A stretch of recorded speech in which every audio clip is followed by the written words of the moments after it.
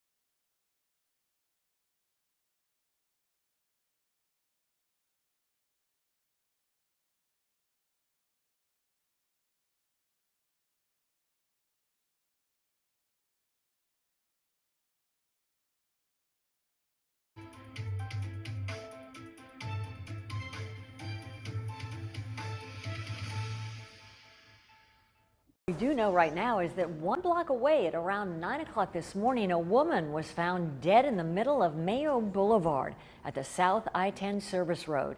Detectives say the woman had been shot multiple times. Neighbors told us they heard the gunfire. The police have not said if these two shootings are related.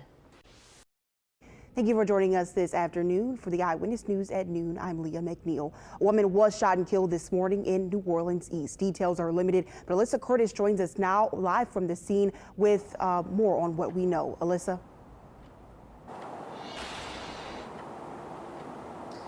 Leah, like you said, information on this incident is limited, but we do know one woman is dead, and we know the victim is female. I'm told by people on the scene that she was in her mid-20s. Police say that they received a call right after 9 a.m. of a woman laying in the street at the intersection, of Mayo Boulevard and I-10 service road. When police arrived on scene and at that intersection, they say they found a woman with multiple gunshot wounds, and she was pronounced dead on scene. You could actually see the scene from the interstate off of the eastbound lanes, right off of that interstate.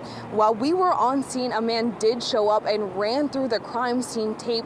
He was visibly upset and was screaming, "That's my daughter, that's my daughter." Again, he was visibly hurt and upset. The pain in his voice was just piercing through everyone while we were on that scene.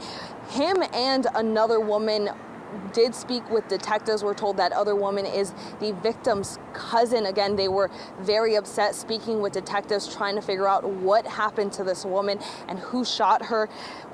Police were on scene for about 2 hours. When we left the scene about 40 minutes ago, they were cleaning up and heading out. Again, information is limited on this, but we do know a woman was found dead at the intersection of Mayo Boulevard and the I-10 service road. Police say that they're looking for a possible suspect and a possible motive. So when we do get more information on this, we'll of course keep you guys updated at home. But for now, reporting live at NOPD headquarters, Alyssa Curtis, Eyewitness News.